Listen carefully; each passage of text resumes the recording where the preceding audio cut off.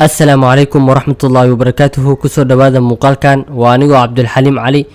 maanta waxaan jeclaystay in idin la wadaago qiso yar oo kooban oo ku saabsan maxaa ku kalifay madaxweynaha dalka Faransiiska inuu dhaho maxaan sameyn karaa haddii Qur'aanka uu ka awood badan yahay Faransa. intaanan muuqaalkeena guda gelin maanta fadlan walaysa amran marka kuwaad muuqaalkan like saar si uu gaaro dad badan. wanaag wax ma dhibo xumaana ma fiicno. ana gaarsiino muuqaalkan ugu yaraan 10,000 oo like. mahadsanidin.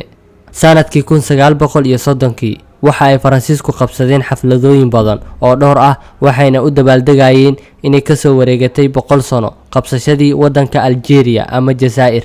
waxa uu rabay Faransiisku in uu u cadeeyo caalamka oo dhan maalintaas in Algeria ay tahay qayb ka mid ah Faransa.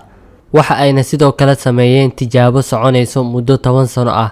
Faransa waxa ay wadanka Algeria ka qaaday 10 gabdhood oo muslim ah oo Algerian ah da'dooduna tahay 8 sano. 10kii gabdhoodba waxa loo qaaday wadanka Faransiiska. markii ay tageen wadanka Faransa waxa la baray luqadda wadankaas. markii ay barteen waxa la geeyay iskuul. sidaas loogama harin waxaana loo geliyay dharka ay qaataan gabdhaha wadanka Faransiiska. kadib markii ay ka soo wareegatay muddo 10 sano ah oo la gaarayna waqtigii qalinjibintoodii waxa ay u qabteen xaflad weyn oo heer sare loo abaabulay waxaana ka soo qayb galay mas'uuliyiin iyo warbaahinta oo idil. waxa ay rabeen ujeedkooduna ahaa in ay u cadeeyaan caalamka oo idil in ay ku guuleysteen inay bedelaan 10kan gabdhood. la yaab ayay ku noqotay dadkii xafladii soo xaadiray oo dhan markii ay arkeen 10kii gabdhood oo wato dharkii islaamka iyo xijaab.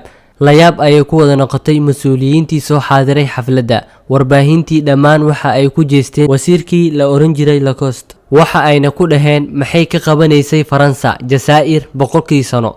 markaas ayuu ku jawaabay hadalkiisii caanka noqday maxaan sameyn karaa hadduu marba Qur'aanka ka awood badan yahay Faransa.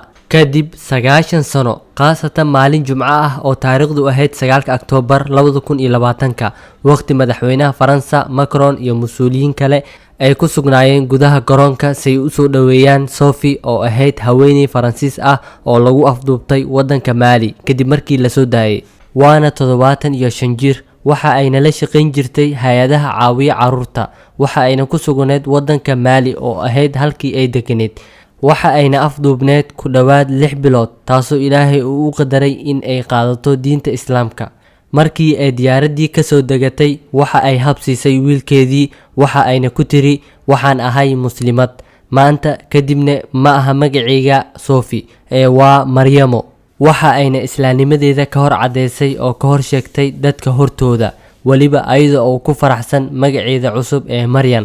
halka Macron uu ka tagay garoonka asagoo oo careysan wajigiisana ay ka muuqato xanaaq kadib markii uu jeediyay hadalkii uu jeedin rabay.